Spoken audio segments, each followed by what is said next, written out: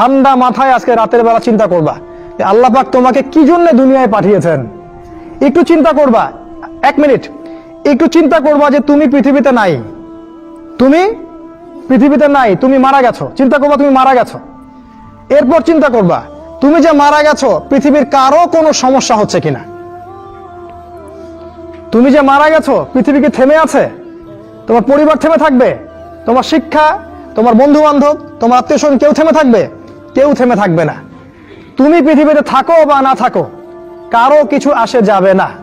আল্লাহ পাক তোমাকে যে পৃথিবীতে রেখেছেন একটা সুযোগ খালি দিয়েছেন যাতে তুমি আল্লাহর দ্বীনের জন্য কিছু করতে পারো। এটাই আল্লাহ তোমার কাছে চান, আর কিচ্ছু চান না।